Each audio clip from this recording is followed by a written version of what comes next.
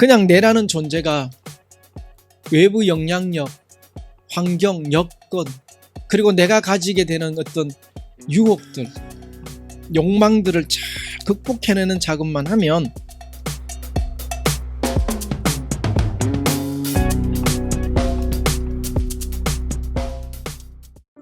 예수가 이야기를 마치자 제자들은 이 여러 가지 비유를 어떻게 이해해야 좋을지 물었다.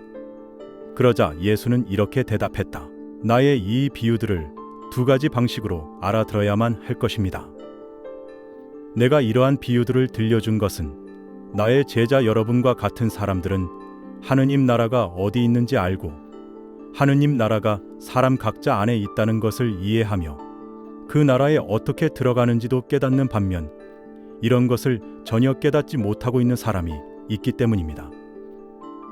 깨닫지 못하는 사람들은 눈으로 바라보기는 하지만 실제로는 보지 못하고 귀로 듣기는 하지만 진리를 알아듣지는 못합니다. 그들의 마음이 무뎌졌기 때문입니다. 따라서 나는 이 두 종류의 사람들을 위해 두 가지 의미를 지닌 비유들을 들려주는 것입니다. 깨닫지 못하는 사람들에게는 하느님에 관해 하느님의 나라가 그들에게 무엇인지에 관해 비유를 들어주는데 이것은 그들이 깨닫도록 하기 위해서입니다. 반면에 여러분에게는 하느님의 나라가 여러분을 위해 무엇인지, 그러니까 여러분 안에 있는 그 나라에 관해서 비유를 들어준 것입니다. 여러분은 씨 뿌리는 사람의 비유를 반드시 잘 알아들어야만 합니다. 이 비유는 여러분을 위해 이와 같은 뜻을 지닌 것입니다. 누구든지 하느님 나라의 의미를 알아들었지만 진심으로 그것을 받아들이지 않는다면 유혹이 그에게 닥치고 이미 뿌려진 씨앗을 빼앗아 가고 마는데 그런 사람은 길에 떨어진 씨앗과 같습니다. 그리고 돌밭에 떨어진 씨앗은 하느님 나라의 의미를 즉시 기쁘게 받아들이지만 자기 안에 뿌리가 없기 때문에 일시적으로만 받아들이는 데 불과한 사람입니다. 하느님 나라의 의미 때문에 심한 어려움과 박해가 닥치게 되면 그는 즉시 하느님의 나라를 저버립니다. 가시덤불에 떨어진 씨앗은 하느님 나라의 의미를 알아듣기는 하지만 세속적 근심과 재물의 유혹, 그 사람 안에 있는 하느님 나라의 의미를 질식시켜버려서 아무 결실을 내지 못하는 사람입니다.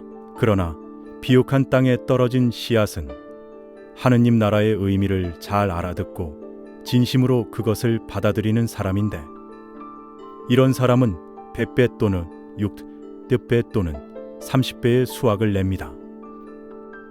자기 안에 있는 것을 보존하는 사람에게는 더 많은 것이 주어지지만 보존하지 못하는 사람은 자기 안에 있는 것을 모두 빼앗길 것이기 때문입니다. 따라서 여러분은 이 비유들을 잘 알아듣도록 조심해야만 합니다.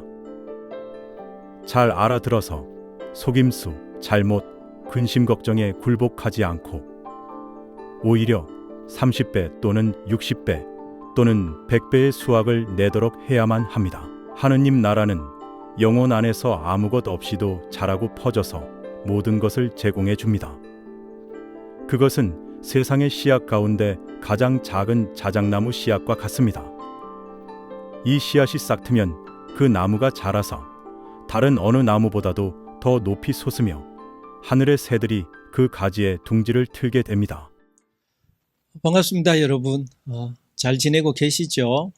네.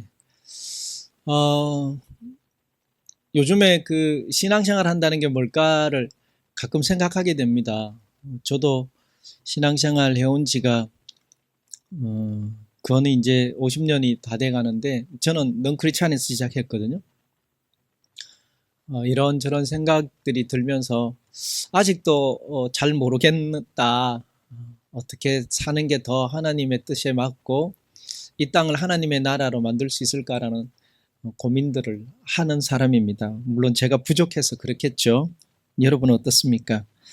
자, 오늘 그런 부족함을 내보다 더 뛰어난 또 앞서가신 믿음의 선배들의 모습에서 벤치마킹 하는 시간을 또 가져보겠습니다. 자, 오늘 톨스토이 복음서 계속해서 3-5장 지난주에는 하나님의 나라에 대한 이야기였다면 이제 하나님의 나라를 어떻게 이해할 거냐 하는 이야기입니다.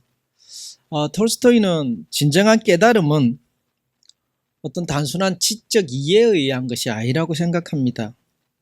진정으로 내 마음이 진리를 받아들이고 수용하고 그것이 내 안에서 숙성이 되어서 나타나서 누군가에게 그 마음이 하나님의 따뜻함이 사랑이 전해지는 것을 신앙이라고 합니다.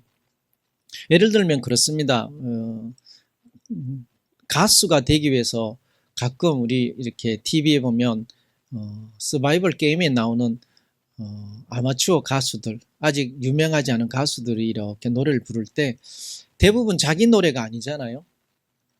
기존의 가수들의 노래를 부를 때 제일 좋은 칭찬이 뭐냐 하면 원가수의 모습이 생각나지 않는다. 마치 이 노래는 당신 것 같다라고 이제 이야기 들을 때죠. 그 말은 어떤 한 곡을 자기 안에 가지고 와서 완전히 숙성시켜서 자기 거인 듯이 할 때 그거죠. 연기자들이 연기를 잘한다는 말도 보면 원래 배우가 자기의 삶을 사는 게 아니잖아요. 주어진 배우의 배역에, 그래서 대본과 그리고 그 한 편의 작품에 자기 그 역할에 대해서 충분히 소화해서 연기할 때 우리는 그 배우를 잘한다라고 표현하는 겁니다. 저는 신앙도 이렇다고 봅니다.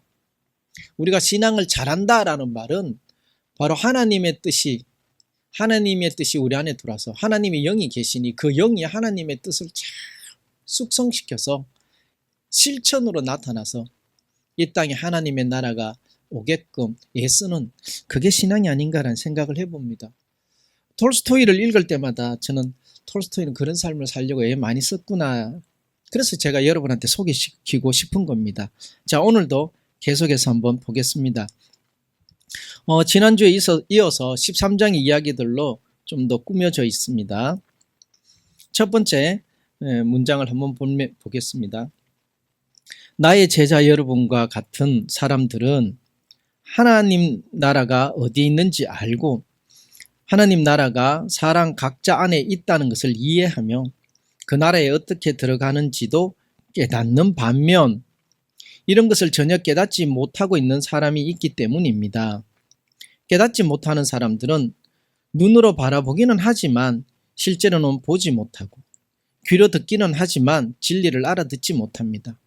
그들의 마음이 무디어졌기 때문입니다. 라고 되어 있습니다. 다시 한번 여기서 강조하고 있죠. 톨스토이는 하나님의 나라는 너희 안에 있다라는 이야기를 합니다. 그래서 하나님 나라가 내 안에 있다는 것은 그럼 어떻게 우리는 알 수 있느냐? 그건 하나님의 영이 우리를 그 영에 맞게 살길 바라는 대로 사는 걸 말하죠. 다른 말로 하면 양심이 되고 윤리적 열매 같은 걸로 표현이 되어야 한다는 것입니다. 그래서 그럴 때 하나님이 내 안에 있다는, 하나님 나라가 내 안에 있다는 것을 알 수 있다고 표현하는 걸로 받아들이면 됩니다. 그 다음에 이제 여기서 두 사람을 대조하죠. 깨달은 자와 깨닫지 못한 자. 깨닫지 못한 자의 특징이 뭡니까, 여러분? 여기에 보면 보지만 실제는 못 본대요. 듣지만 못 알아듣는데요. 뭐를? 진리를. 진리가 있는데 그걸 보기는 봤는데 못 알아보고 진리가 있는데 듣기는 들었는데 못 알아듣는다는 거죠. 이 말은 다시 말하면 깨닫지 못하는 걸 말해요. 이래서 성경에서는 진주를 돼지한테 주지 않는다는 말을 하는 비유를 쓸 만큼 그래요. 영적으로 내가 깨어있지 않으면 못 봐요. 못 들어요. 이걸 말을 하는 거예요. 그래서 하나님의 자녀는, 하나님의 영이 내재되어 있는 사람은 잘 볼 줄 알아야 돼요. 뭘로? 하나님의 눈으로 볼 줄 알아야 되고 잘 들을 수 있어야 돼요. 그래서 영적 감수성이 뛰어나지 않으면 신앙생활이 어려워요. 제가 예를 들어서 어떤 여행을 가든지 하면 여러분 해외여행이나 이래 갈 때 저도 청년들 데리고 해외여행도 가봅니다만 수련회도 많이 해봤는데 해외여행을 간다고 할 때 이렇게 비전 트립을 계획할 때 뭘 하면 중요한 요소 중에 하나가 꼭 들어가야 될까요? 네, 가려는 곳에 대해서 공부하고 가는 거예요. 어느 박물관을 가거나 어느 역사 고적지를 가거나 할 때 공부하고 가는 거와 안 하고 가는 건 달라요. 그래서 이런 말 했지 않아요? 아는 만큼 본다고. 그렇죠? 이게 똑같아요. 우리가 영적 감수성을 가지고 있지 않으면 아무리 하나님께서 우리한테 계시 보여주셔도 하나님을 보여주셔도 못 보고 못 듣는 거예요. 못 느끼는 거예요. 그걸 지금 이야기하는 거예요. 그래서 예수님께서 비유를 쓰신 이유가 뭐냐? 깨닫지 못하는 자한테 깨닫게 하려고 했다는 것이 비유의 목적이잖아요.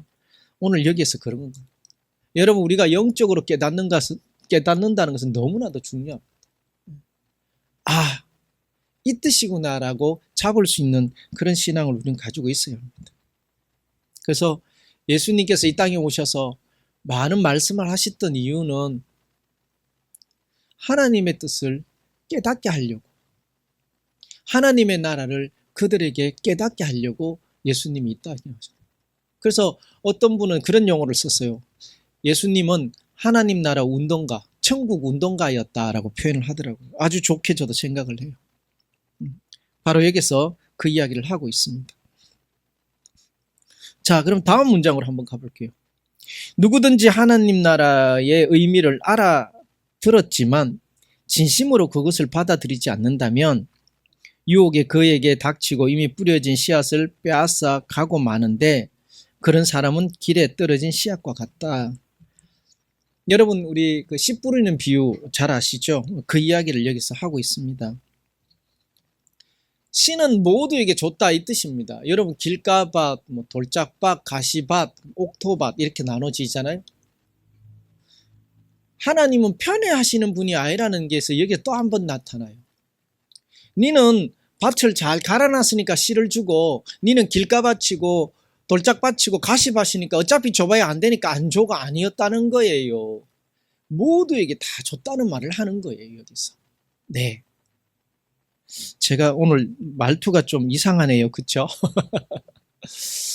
모두에게 다 주셨어요. 저는 이 말이 너무 감사해요. 네. 저같이 넌크리스찬 가정에서 자랐던 사람들은 이 말을 얼마나 행복하게 받는지 모릅니다. 다 주셨어요. 그런데 못 봐요. 못 들어요. 못 느껴요. 그게 차이라는 거죠. 그래서 믿음은 내가 받아들일 때 내게 온다는 것을 다시 이야기하고 있는 겁니다. 그 다음에 그런데 왜 우리는 믿음을 잘 못 지키느냐? 유혹 때문에 그렇다. 유혹 때문에 그렇다. 그 이야기를 합니다. 그래서 길가밭은 돌짝밭은 가시밭은 다 그 유혹의 목록들이 있잖아요, 여러분. 그런 유혹들이.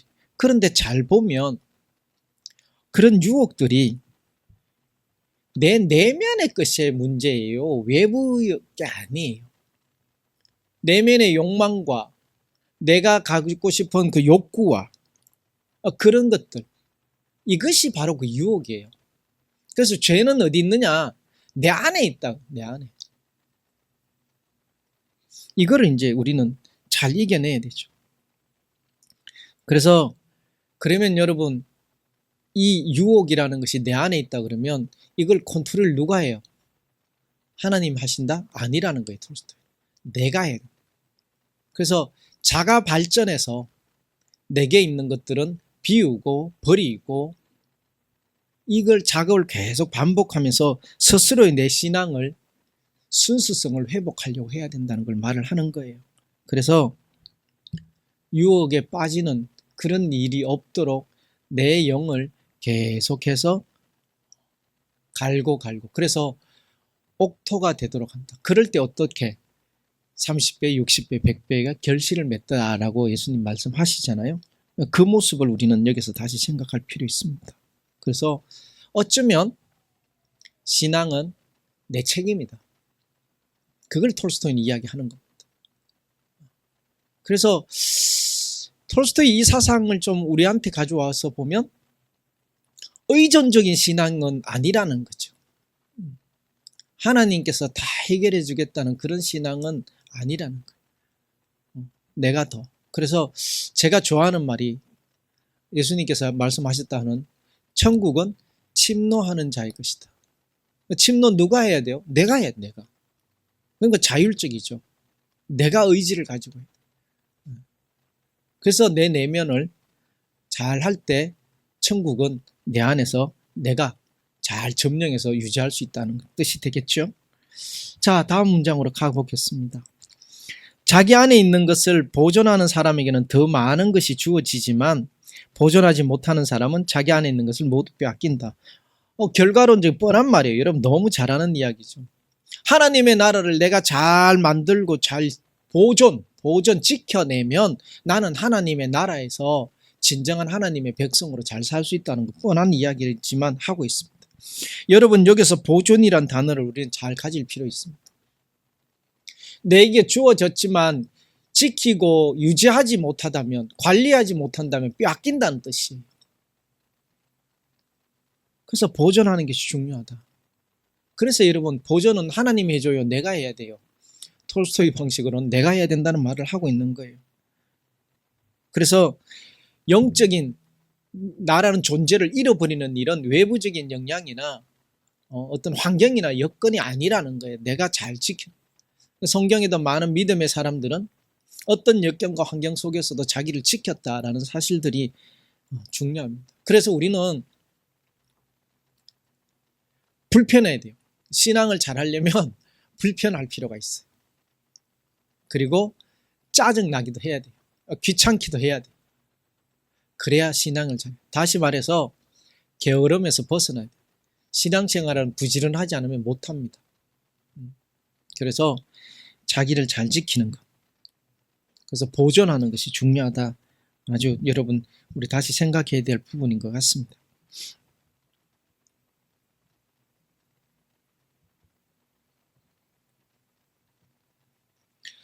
네 번째 이야기입니다. 하나님의 나라는 영혼 안에서 아무 것 없이도 자라고 퍼져서 모든 것을 제공해 줍니다. 그것은 세상의 씨앗 가운데 가장 작은 자작나무 씨앗 같습니다.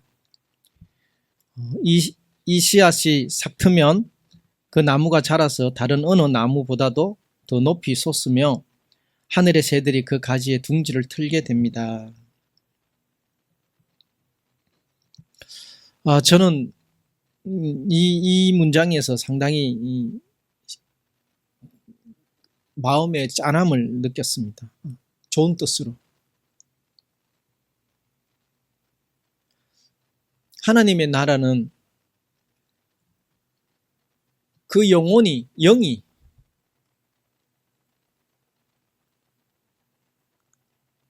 아무것도 필요 없어요. 그냥 내가 잘하면 된다는 이야기를 합니다.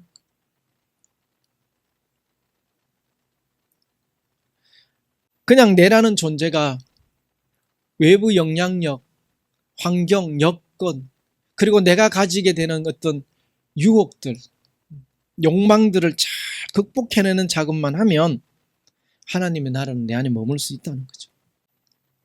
그리고 여기에 작은 자작나무 씨앗이라고 되는데 우리 작은 씨앗이 열매 맺으면 자라서 작은 씨앗이 나무가 되고 새가 날아든다는 그 원리를 지금 이야기한 건데 바로 이 말은 우리에게 적용하면 나 한 사람이 바로 하나님의 사람으로 자라게 되면 그 미약하고 보잘것없던 한 존재가 나만 자라는 게 아니라 무성한 숲을 이루는 게 아니라 그 숲에 새들이 날아온다는 말은 엄청나게 중요해요. 여러분 하나님께서 우리에게 이 땅에 원하는 게 뭘까? 하나님의 나라를 회복하는 거 아니겠습니까? 하나님의 나라를 이루는 거 아니겠습니까? 바로 이 작은 한 씨앗, 자작나무 씨앗 같은 나라는 존재 하나가 하나님의 나라를 품고 살면 바로 이런 하나님의 나라를 이루는, 그래서 지친 새들이 날아오는 그런 세상을 만들 수 있다는 걸 말합니다. 저는 언제 그런 고민에 빠진 적이 있었습니다. 왜 세상은 이렇게 많은 사람들이 힘들어하고 아파할까? 왜 이렇게 악이 난무하고 빈부격차가 심하고 다투고 전쟁을 일어날까? 하나님은 분명히 이 땅에 하나님의 나라를 주셨다고 했는데 왜 우리는 하나님의 나라의 그 진정한 평안함을 누리지 못할까가 늘 마음이었습니다. 그리고 저는 그것을 이루고 싶어하는 한 사람으로서 이야기를 하고 다닙니다. 그럴 때 어떤 사람들이 저한테 말합니다. 너는 이상주의자다. 그 말은 좀 빈정되는 말 같지 않아요, 여러분? 안 될 일을 꿈꾼다는 뜻이잖아요. 근데 제가 여러분 그 마음으로 살면서 어느 날 그런 생각을 하게 되었어요. 내가 이 지구에 사는 모든 인류를 다 하나님 나라로 만들 수 없다고 해서 하나님 나라가 없느냐? 아니다. 하나님의 나라는 이미 왔다고 했다. 예수님께서 회개하라 천국이 가까웠느니라고 했을 때 그 가까웠느니라는 벌써 이 땅에 하나님 나라가 시작되었다는 말을 하는 것이다. 그럼 이 땅에 하나님의 나라라는 거죠. 그러면 내가 이 땅에 하나님의 나라를 어떻게 조금이라도 회복할 수 있을까? 그 고민이 이상주의자가 아니라 지금도 그 생각을 가지고 있다는 것이 소중하다는 생각을 깨닫게 된 거죠. 그래서 그러면 어떻게 하면 좋을까? 작은 씨앗 하나 되자. 이 자작나무, 오늘 여기 책에서 말하면 자작나무 씨앗처럼 내 주위에 내가 만나는 사람, 내가 속한 작은 공동체, 내가 속한 교회, 내가 속해 있는 작은 단체에 하나님의 뜻이 전해지는 그런 곳이 되도록 만들면 되지 않겠냐라는 생각이 들었던 거죠. 여러분, 오늘 저의 이 이야기를 함께 듣고 계신 여러분, 지금은 비록 작은 자작나무 씨앗 하나이지만 우리의 그런 생각들이 이 땅에 하나님 나라, 작은 하나님 나라를 구석구석에 만든다는 사실을 우리는 한번 생각해야 될 것 같습니다. 그런 의미에서 우리란 존재는 너무나도 가치 있는 존재라는 생각이 들어요. 여러분, 이런 일을 함께 하시지 않겠습니까? 라고 저는 권하고 싶습니다. 자, 오늘 이야기를 여러분 다시 한번 생각할 수 있는 또 한 주간 질문으로 던지고 싶습니다. 하늘나라의 씨앗을 빼앗아가는 유혹은 오늘날 우리 삶에서 무엇이라고 생각하나요? 그 유혹으로부터 나의 믿음을 어떻게 지킬 수 있을까? 두 번째, 여러분 영혼 안에 있는 아주 작은 자작나무 씨앗이 무한히 성장할 수 있다고 믿습니까? 그 성장을 위해 필요한 양분은 무엇이라고 생각합니까? 라고 질문하면서 이 챕터를 여러분 정리해보겠습니다. 이렇게 이야기하겠습니다. 하나님 나라는 내면에 있으며 이를 진심으로 깨달아 보존하고 실천하는 영혼의 작은 씨앗이 무한히 성장하여 삶을 풍성하게 하는 것이 하나님 나라다라고 정리하고 싶습니다. 여러분, 오늘날 이 한국 땅에 또 인류에 이런 작은 씨앗이 필요합니다. 바로 우리가 그런 작은 씨앗이 됐으면 좋겠다는 생각을 하게 되네요. 자, 여러분 오늘 여기까지 하겠습니다. 잘 지내시고 또 다음에 뵙겠습니다. 고맙습니다.